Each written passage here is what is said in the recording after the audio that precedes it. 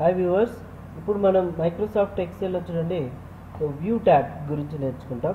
So ఈ view ట్యాబ్లో present అయితే ఇక్కడ ఉన్న పేజ్ వచ్చేసి నార్మల్ మోడ్లో ఉంది.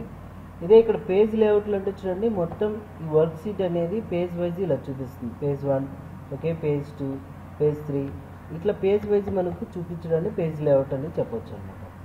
నార్మల్ మోడ్లోకి రావాలంటే అగైన్ నార్మల్ మోడ్లోకి రావచ్చు.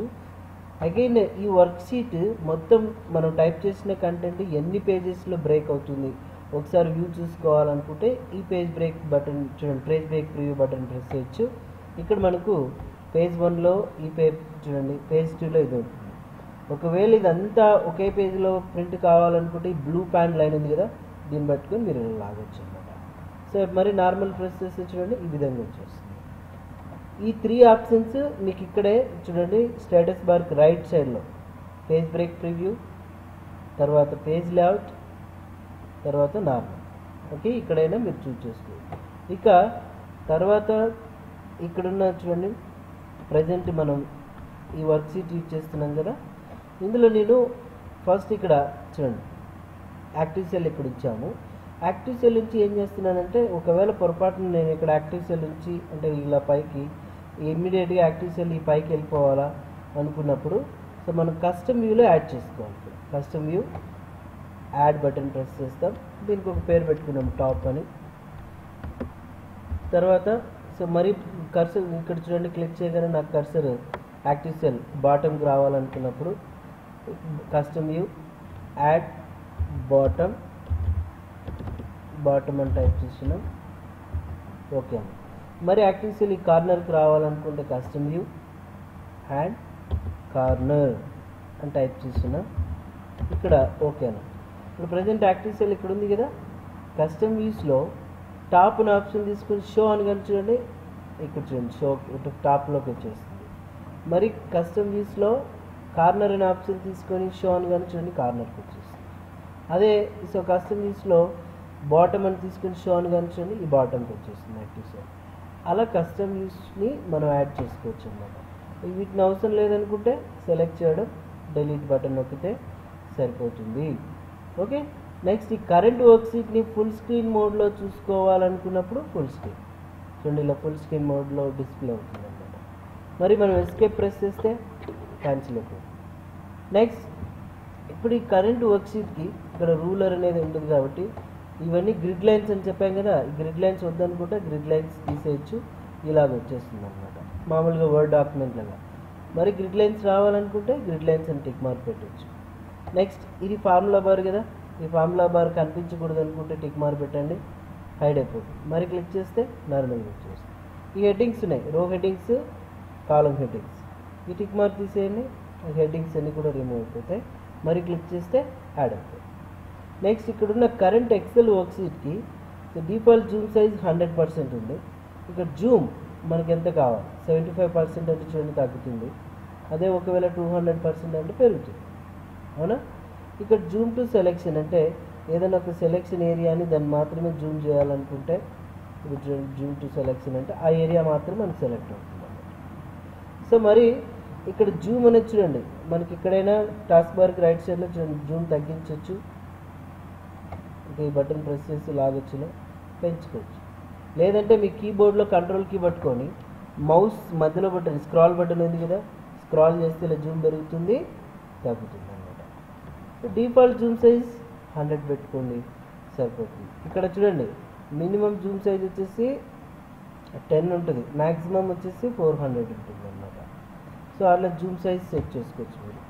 ఓకే, నెక్స్ట్ ఇప్పుడు ఈ వర్క్ బుక్లోనే చూడండి కొత్త విండో రావాలనుకుంటే చూడండి కొత్త విండో ఇక్కడికి వచ్చేస్తుంది, డైరెక్ట్ ఇలా కొత్త విండోస్ వచ్చేస్తాయి. ఓకే, ఇవన్నీ ఒక ఆర్డర్లో రావాలనుకుంటే అరేంజ్ అవ్వాలని క్లిక్ చేస్తే చూడండి టైల్ టైప్ కావాలా, హారిజంటల్గా కావాలా, వాటికే కావాలా. టైల్ టైప్ అనుకున్నాం చూడండి ఇలా వచ్చేస్తుంది. నెక్స్ట్ ఇక్కడున్న వీటిని క్లోజ్ చేయాలనుకుంటే డిలీట్ బటన్ ప్రెస్ చేసి చూడండి, సారీ ఇక్కడ ఇంటూ బటన్ మనకు క్లోజ్ అయిపోతుంది. ఇక్కడున్న దీన్ని సెలెక్ట్ చేసి క్లోజ్. ఓకే, తర్వాత ఇప్పుడు నేను ఇక్కడ డేటాని స్క్రాల్ చేస్తున్నాను. డేటాని స్క్రాల్ చేస్తే ఏమవుతుందంటే మొత్తం డేటా స్క్రాల్ అవుతుంది కదా. ఈ హెడ్డింగ్స్ అనేది అలాగనే ఉండాలి. ఈ హెడ్డింగ్స్ కింద ఉన్న కంటెంట్ మాత్రమే స్క్రాల్ అవ్వాలి. అట్లాంటి టైంలో మనం ఫ్రీ స్పాన్ హారిజంటల్గా ఇక్కడ చూడండి రో వైజ్ ఈ ఫ్రీ స్పాన్స్ అప్లై చేయొచ్చు. ఇక్కడ ఫ్రీ స్పాన్ అప్లై అయిందా, మీరు స్క్రాల్ చేస్తే చూడండి ఈ హెడ్డింగ్స్ అట్లాగనే ఉంటుంది. ఆ హెడ్డింగ్ కింద కంటెంట్ మాత్రమే మూవ్ అవుతూ ఉంటుంది. చూడండి ఇలా ఫ్రీ స్పాన్ అనేది ఉపయోగించవచ్చు అన్నమాట. ఈ ఫ్రీ స్పాన్ని తీసేయాలనుకుంటే ఈ ఫ్రీ స్పాన్ని అన్ఫ్రీ స్పాన్స్ అని క్లిక్ చేస్తే చూడండి సో ఆటోమేటిక్గా ఫ్రీ స్పాన్ అనేది రిమూవ్ అవుతుంది. ఇదే వర్క్షీట్ని మనం రెండుగా డివైడ్ చేయాలనుకుంటే స్ప్లిట్ చూడండి, సో స్ప్లిట్ చేసుకోవచ్చు 2 వర్క్షీట్ లాగా. సో డిఫరెన్సెస్ తెలుసుకోవచ్చు. ఒకవేళ స్ప్లిట్ మనీ రిమూవ్ చేస్తే చూడండి రిమూవ్. నెక్స్ట్ ఇక్కడ వచ్చేసి చూడండి ఈ కరెంట్ విండో ఏదైతే ఉందో దీన్ని హైడ్ చేయాలనుకుంటే హైడ్ అయిపోతుంది. అన్హైడ్ అనేది క్లిక్ చేస్తే చూడండి సో ఏదైతే పేరు ఉందో దాన్ని మరి మనం అన్హైడ్ చేయొచ్చు అనమాట. అలా ఏవైతే విండోస్ ఉన్నాయో వాటన్నింటిని మనం హైడ్ చేయొచ్చు. నెక్స్ట్ ఒక కొత్త విండో Ctrl+N ప్రెస్ చేస్తున్నా, మొత్తం 3 విండోస్ ఉన్నాయి. వీటిని సైడ్ బై సైడ్ చూసుకోవాలనుకుంటే view side by side book 3 అని చెప్పిన చూడండి సైడ్ బై సైడ్ చూసుకోవచ్చు. ఓకే, ఈ విధంగా మనం డైరెక్ట్గా ఏం చేసుకోవచ్చు అంటే so side by side compare చేసుకోవచ్చు అనమాట. నెక్స్ట్ ఇక్కడ సో సేవ్ వర్క్ స్పేస్ అని ఉంది. ఈ సేవ్ వర్క్ స్పేస్ అంటే ఏం లేదు, సో మనం ఇప్పుడు డైరెక్ట్గా మనం ఏంటి ఇక్కడ చూడండి వ్యూ సైడ్ బై సైడ్ ఇలా చూసాం కదా, సేమ్ దీని ఈ స్పేస్ నెత్తిని అలాగే మనం సేవ్ చేయాలనుకుంటే సేవ్ వర్క్ స్పేస్ అనగానే అదే అలాగనే మనకు సేవ్ అయిపోతుంది అనమాట. ఓకే, సో అందుకోసం ఈ ఆప్షన్ అనేది మనం వాడతాము. నెక్స్ట్ వచ్చేసి చూడండి ఇప్పుడు ప్రజెంట్ సో మనం switch to Windows, A window కావాలనుకుంటే ఆ విండోకి స్విచ్ చేసుకోవచ్చు అనమాట. బుక్ 6 బుక్ 9 ఈ విధంగా. ఓకే, సో ఇలా స్విచ్ చేసుకోవచ్చు. అంటే ఇక్కడ ఆల్రెడీ ఓపెన్లో ఉంది కాబట్టి మనం డైరెక్ట్గా వాటిని ఓపెన్ చేసుకోవచ్చు అనమాట. తర్వాత వచ్చేసి చూడండి సో మనకు ఇక్కడ మ్యాక్రో ఆల్రెడీ MS వర్డ్లో నేర్చుకున్నాం. ఏంటంటే ఏదైతే రిపీటెడ్గా ఉందో దాన్ని ఇక్కడ మనం ఒకసారి రికార్డ్ చేసుకోవాలి. మ్యాక్రోలోకి వెళ్ళి రికార్డ్ న్యూ మ్యాక్రో అన్నాం చూడండి, ఆ మ్యాక్రోకి ఏదో ఒక పేరు కూడా పెట్టుకోవచ్చు మనం.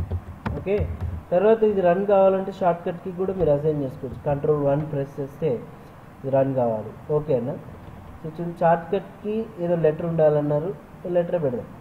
Okay, Ctrl+H. ఓకే, ఇప్పుడు మనం ఇక్కడ ఏమైతే టైప్ చేస్తుంటాం చూడండి అంతా రికార్డ్ అవుతూ ఉంటుంది అనమాట. నెక్స్ట్ ఇప్పుడు సో ఆటోమేటిక్గా స్టాప్ రికార్డింగ్ బటన్ ప్రెస్ చేస్తే స్టాప్ అయిపోయింది కదా. ఇది రన్ చేయాలన్నప్పుడు వ్యూ మ్యాక్రోస్ దీని పేరు పెట్టి రన్ అనొచ్చు, లేదంటే మనం షార్ట్కట్కి పెట్టాం కదా Ctrl+H చూడండి క్లిక్ చేస్తే మనం ఫస్ట్లో ఏదైతే చేస్తున్నామో అదంతా చూడండి రన్ అవుతుంది అన్నమాట. ఓకే, ఆ విధంగా మనం రికార్డ్ చేయొచ్చు. ఓకే ఫ్రెండ్స్, మనం మైక్రోసాఫ్ట్ ఎక్సెల్ పూర్తిగా నేర్చుకున్నాం. మీరు ఎక్సర్సైజెస్తో బాగా ప్రాక్టీస్ చేయండి. మీకు ఏ డౌట్స్ ఉన్నప్పుడు ఈ నెంబర్ కాల్ చేయండి. Thank you very much.